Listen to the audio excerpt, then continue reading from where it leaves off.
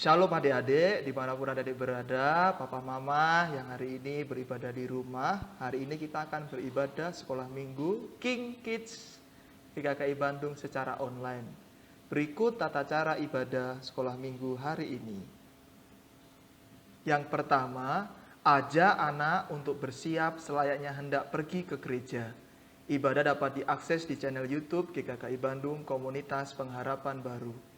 Yang kedua, ajak anak untuk berdoa dan mengucap syukur sebelum ibadah online berlangsung. Yang ketiga, ajak anak untuk dapat mengikuti ibadah dengan baik sesuai dengan arahan yang dilakukan oleh kakak pembina. Yang keempat, ingat anak melihat teladan kita. Jadi orang tua harus mengikuti ibadah sekolah minggu dengan antusias ya. Yang kelima, bantu anak-anak untuk merenungkan firman Tuhan. Papa mama harus membacakan firman untuk anak-anaknya ya. Yang keenam, akhirnya tanyakan nilai atau pesan apakah yang anak dapatkan dari materi ibadah sekolah minggu hari ini. Selamat beribadah adik-adik, Tuhan Yesus memberkati. Shalom adik-adik, jumpa lagi dengan Kak Yoel. Hari ini kita akan memulai ibadah kita. Adik-adik siap? Amin. Sebelumnya, mari kita berdoa. Tuhan Yesus, kami bersyukur karena berkat dan kemurahan Tuhan pada pagi hari ini. Kami dapat memuji, menyembah, dan bahkan mendengarkan firman Tuhan. Berkati ibadah kami, berkati hati dan pikiran kami, dan juga berkati teman-teman kami. Di dalam nama Tuhan Yesus Kristus, sama-sama katakan, Amin. Mari kita angkat pujian kita mengatakan, dengar dia panggil nama saya.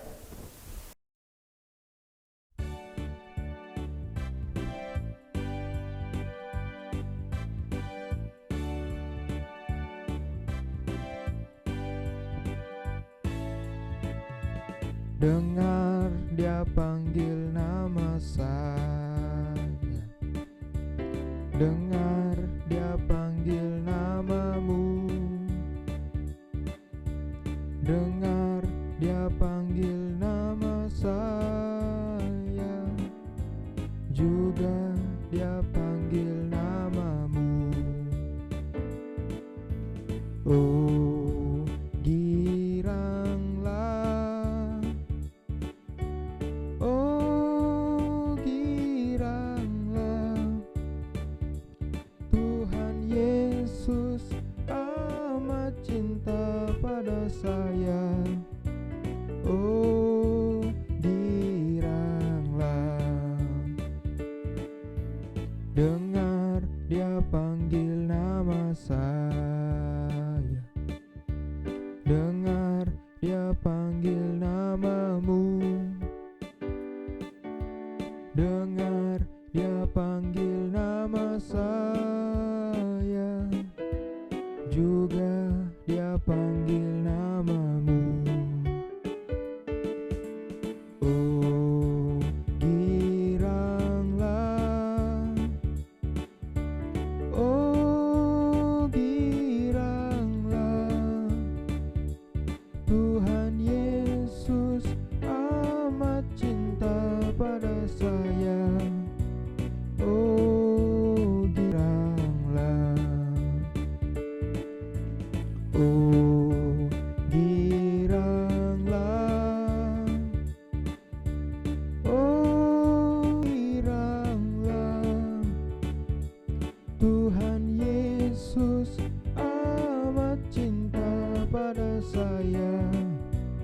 Oh, giranglah. Tuhan Yesus amat cinta pada saya. Oh, giranglah. Tuhan Yesus amat cinta pada saya. Oh, giranglah.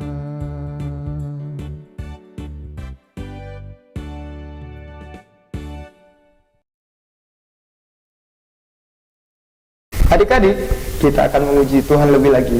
Siap? Kita katakan, baca kitab suci, doa tiap hari.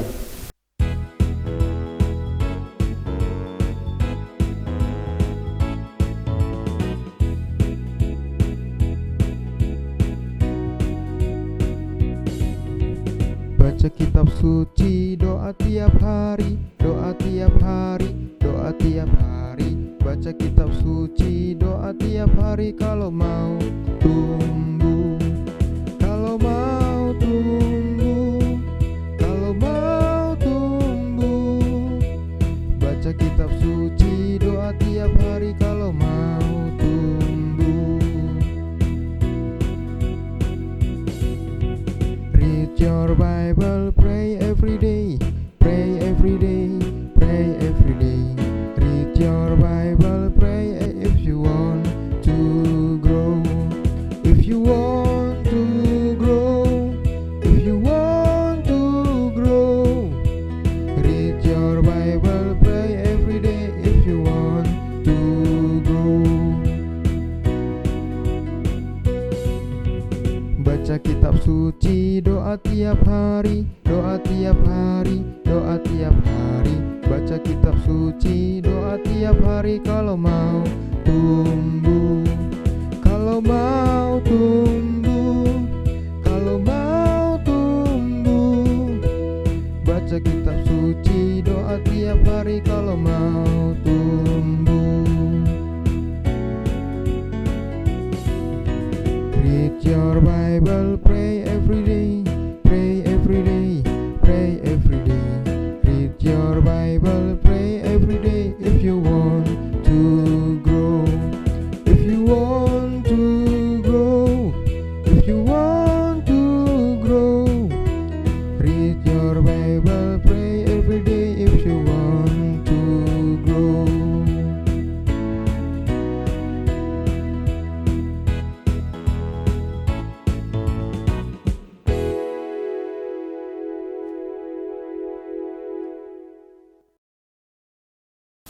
Sebelum kita mendengarkan firman Tuhan, mari kita nyanyi dengan lagu yang mengatakan Tuhan tak pernah janji.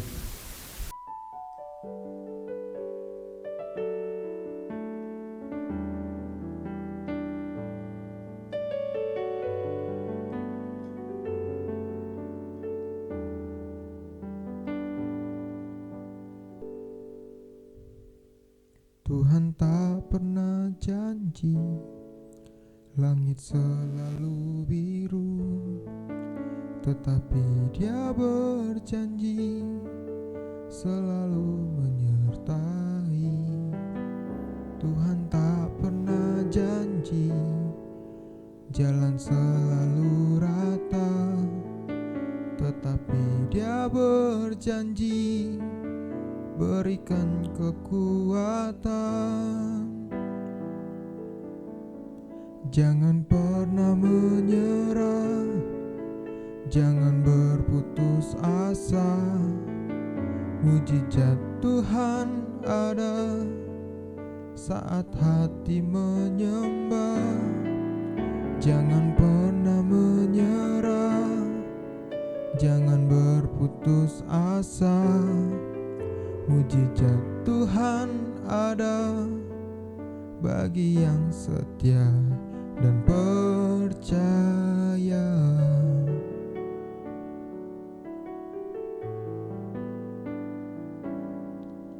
Tuhan tak pernah janji langit selalu biru, tetapi Dia berjanji selalu menyertai. Tuhan tak pernah janji jalan selalu rata, tetapi Dia berjanji berikan kekuatan. Jangan pernah menyerah, jangan berputus asa. Mujizat Tuhan ada saat hati menyembah. Jangan pernah menyerah, jangan berputus asa.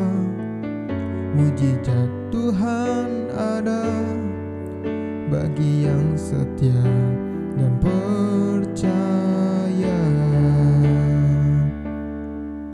Mujizat Tuhan ada bagi yang setia dan percaya. mujizat Tuhan ada bagi yang setia dan percaya.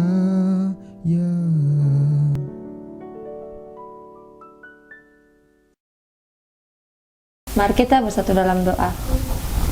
Bapa yang baik, kami ucap syukur pada pagi hari ini atas setiap berkat Tuhan yang Kau berikan kepada kami.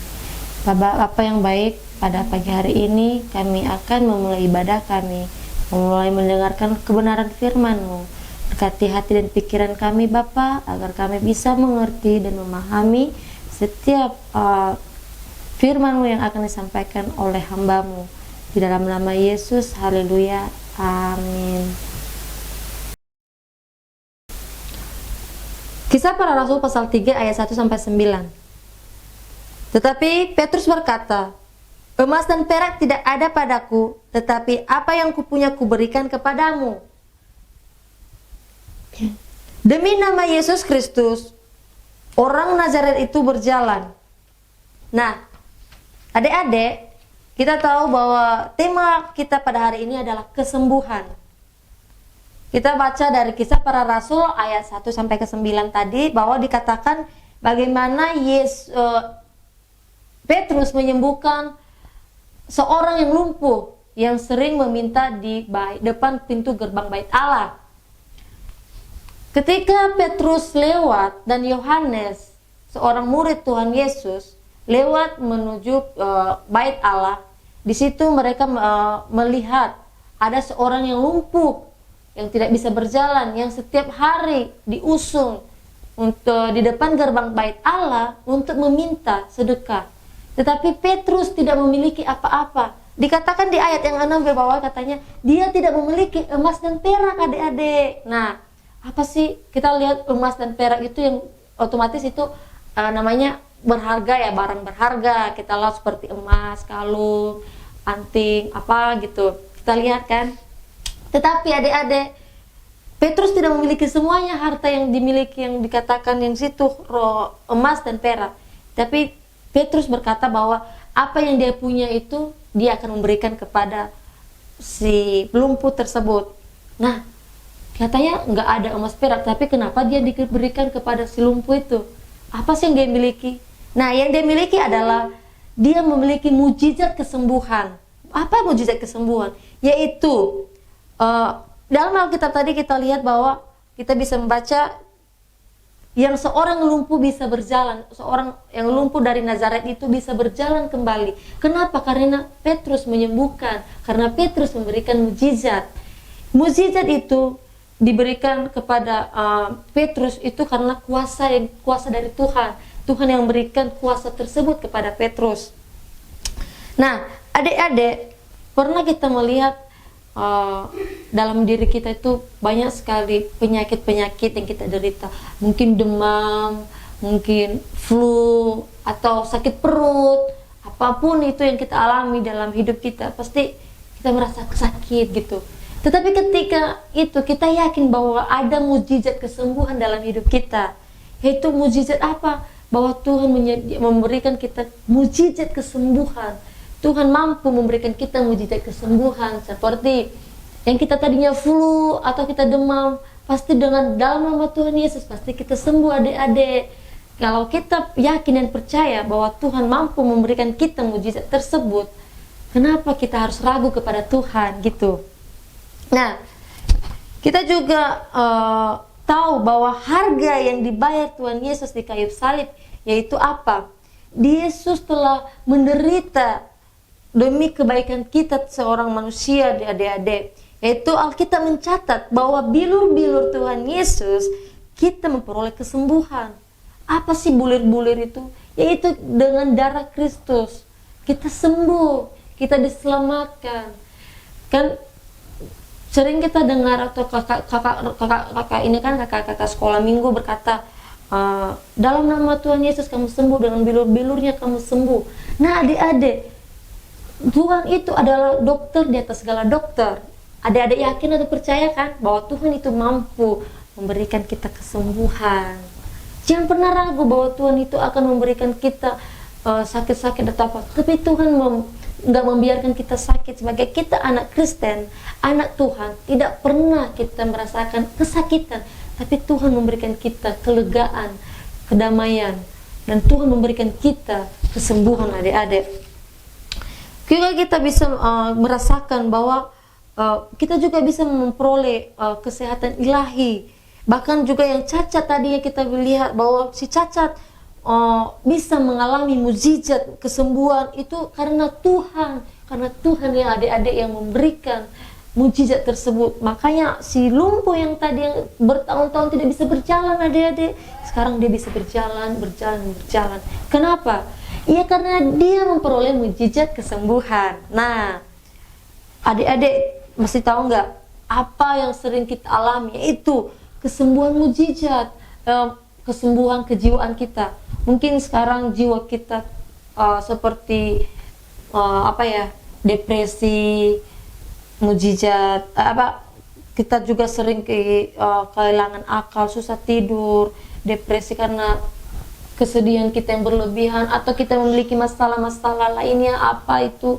Mungkin orang tua kita kurang ngasih uang jajan karena kita sekolah di rumah, atau kita nggak bisa keluar kemana-mana, jadi uang jajan kita nggak bisa, jadi dikurangi. Nah adik-adik, tetapi Tuhan selalu memberikan kita kelegaan, memberikan kita selain dari kesehatan fisik, juga manusia kadangkala lebih membutuhkan kesehatan psikologisnya, yaitu dia lebih membutuhkan kesembuhan kejiwaannya daripada memiliki apa-apa. Kalau misalnya adik-adik, kakak bertanya, adik lebih membutuhkan mana? Harta tetapi adik tidak sembuh, atau juga sembuh tapi tidak memiliki harta apa-apa? Nah, itu pertanyaan ya. Nanti minggu depan dijawab. Nanti kakak tanya minggu ke depan. Nah, kita harus bisa mengalami mukjizat-mukjizat yang seperti yang dialami oleh si lumpuh, yang mengalami mukjizat yang begitu sangat luar biasa adik-adik. Coba bayangkan bertahun-tahun dia nggak bisa berjalan, dia diusung, cuma dia duduk di depan gerbang pintu bait Allah, cuma minta sedekah. Itu ada orang nggak ngasih, ada juga nggak ngasih. Bagaimana sih perasaan kita kalau orang itu lewat tapi dia nggak ngasih apa-apa? Sakit kan? Rasanya sakit ya adik-adik. Ya kita udah tahu nggak bisa ngapa-ngapain, nggak bisa apa-apa. Kok kita dibiarin gitu kan? Orang bisa berjalan begitu, tapi mereka nggak melihat kita bahwa kita tuh nggak bisa ngapain-ngapain. Tetapi ketika seorang murid Tuhan Yesus, yaitu namanya Petrus, ketika dia melewati pintu gerbang Allah, dia melihat bahwa ada seorang yang lumpuh. Si lumpuh berkata, dia meminta sedekah kepada Yohanes dan juga pada Petrus. Adik-adik tahu kan apa kata Petrus yang ayat yang ke-6 tadi? Dikatakan bahwa dia tidak memiliki emas dan perak. Yang dia miliki itu apa gitu? Dia tidak memiliki apa-apa. Dia juga hanya memiliki ya apa adanya, pakaian yang ada, makan apa adanya. Itu kan Petrus yang namanya aja sebagai hamba Tuhan. Jadi pengikut Tuhan itu harus siap menderita, ya, menyangkal diri dari hal-hal apapun. Nah adik-adik, ketika itu kita lihat bahwa si Petrus lewat dan si lumpuh meminta sedekah kepada. Gimana sih ekspresi orang sedekah itu? Bukan happy, tetapi memohon dengan wajah-wajah yang sangat menyedihkan adik-adik.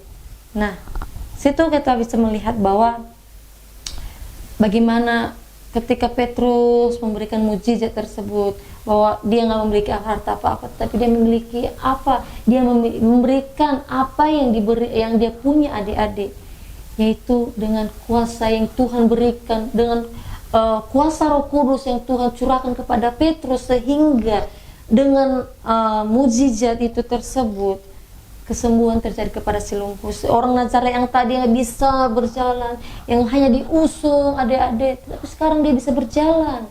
Nah, kita harus percaya bahwa Tuhan sanggup memulihkan setiap kita, memulihkan setiap jiwa kita, memulihkan setiap penyakit dalam hidup kita, bukan hanya fisik, tetapi mental jiwa kita juga Tuhan akan memulihkan kita. Amin adik-adik. Nah, Yesus juga memberikan kedamaian adik-adik. Apa sih kedamaian itu kakak? Maksud kakak kedamaian apa gitu? kedamaian. Kan sering kita diberikan kedamaian. Adik-adik, kedamaian itu bersama Tuhan Yesus, bukan bersama orang lain. Damai bersama Tuhan Yesus adalah segala, itu sangat-sangat penting bagi hidup kita. Tanpa Tuhan Yesus kita tidak bisa apa-apa. Tanpa Tuhan Yesus kita nggak bisa melakukan hal apapun yang di luar kemampuan kita. Tuhan selalu menopang kita. Tuhan selalu karena Tuhan itu adalah sumber pengharapan kita. Tuhan adalah sumber kekuatan kita. Tuhan itu adalah Tuhan yang memberkati kita. Amin adik-adik. Nah, adik-adik, pada hari ini adalah bagaimana Tuhan itu berjanji kepada kita. Bagaimana ada di adik-adik buka ya di Amsal pasal 17 ayat yang ke-22. Amsal pasal 17 ayat yang ke-22. Jika sudah dapat, mari kita baca bersama-sama. Hati yang gembira adalah obat yang manjur, tetapi yang semangat yang patah meringankan tulang, adik-adik. Kan ada lagu kan, nyanyian Kak Ona sering nyanyiin itu, hati yang gembira. Nah, itu adik-adik kita tahu bahwa itu lagu tersebut, nyanyian pujian tersebut itu bahwa ada suatu itu adalah suatu tanda bahwa Tuhan memberikan kedamaian bagi kita, bahwa Tuhan selalu menguatkan kita walaupun hati kita ini gembira ya, walaupun hati kita hancur tadinya ketika banyak masalah-masalah yang kita hadapi, tetapi ketika kita bersama dengan Tuhan Yesus kita merasa kedamai, kita merasa sukacita, kita merasakan hidup kita lebih berwarna karena Tuhan selalu menyertai, membimbing setiap langkah kita, karena Tuhan adalah Tuhan Gembala yang sangat-sangat luar biasa. Dia juru selamat kita, Dia membebaskan kita dari setiap belenggu-belenggu dosa kita, adik-adik.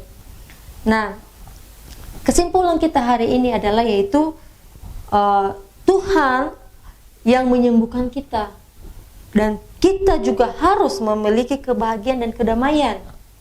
Tuhan dan tidak menyimpan roh kesedihan. Nah, kesimpulannya sangat luar biasa, adik-adik ya. Ingat bahwa Tuhan adalah penyembuh kita. Dia memberikan kesembuhan dan memiliki kedamaian dan juga memberikan kebahagiaan. Nah, kita tidak pernah dibiarkan oleh Tuhan untuk kita menderita atau kita sering sedih karena oleh masalah-masalah yang kita hadapi, apalagi COVID-19 ini. Jangan pernah merasa bahwa Tuhan meninggalkan adik-adik. Walaupun di wabah COVID-19 ini adik-adik nggak bisa ke sekolah, berkumpul dengan teman-teman, berkumpul sama teman-teman di sekolah minggu, bertemu sama kakak-kakak sekolah minggu. Tapi adik percaya bahwa Tuhan selalu mempertemukan kita, walaupun kita ibadah kayak gini, ibadah online, tapi kita percaya bahwa Tuhan juga hadir di tengah-tengah kita. Suatu saat nanti kita bisa berkumpul dan kita harus berdoa dan percaya kepada Tuhan bahwa Tuhan sanggup memulihkan bangsa kita. Amin adik-adik. Nah, amin. Pada pagi hari ini inilah renungan kita. Kiranya Tuhan memberkati kita. Dalam haleluya. Amin. Adik-adik, tadi kita mendengarkan firman Tuhan dan saatnya kita berdoa. Ikutin kakak ya adik-adik. Terima kasih Bapak atas firman-Mu yang meneguhkan kami, yang dimana kami harus yakin dan percaya bahwa Tuhan sanggup memberikan kami kesembuhan, sanggup memulihkan jiwa kami, sanggup memberikan kami kedamaian. Tuhan, biarkanlah firman-Mu ini menjadi penguat bagi hidup kami, menjadi kekuatan dalam setiap hidup kami untuk menghadapi setiap kondisi-kondisi yang saat ini. Bapak, kami yakin dan percaya Tuhan mampu memberikan kami sukacita walaupun kami saat ini beribadah melalui online, tapi kami percaya Bapak bahwa Tuhan hadir di setiap tengah-tengah kami. Tuhan mendengarkan setiap doa-doa kami. Kiranya Tuhan memberkati kami, memberkati teman-teman kami yang dimanapun mereka di rumah masing-masing. Kau memberkati mereka, memberkati kesehatan mereka, memberkati setiap kebutuhan mereka Bapa. Berkati teman-teman kami yang saat ini terbaring sakit. Kami berdoa Bapa di dalam nama Yesus, dengan bilur-bilur Tuhan Yesus. Kami percaya bahwa teman kami yang saat ini terbaring sakit akan disembuhkan oleh bilur-bilur Tuhan Yesus. Bapa yang baik, kami serahkan ibadah kami ini kiranya menjadi ibadah yang sejati bagi kami, menjadi kekuatan bagi kami, menjadi pedoman kami ke depan Tuhan, bahwa kami tidak akan ragu lagi bahwa mujizat itu selalu ada, karena mujizat itu yang Tuhan berikan bukan melalui kekuasaan kami, tetapi itu karena kuasa Tuhan. Di dalam nama Yesus, haleluya, amin.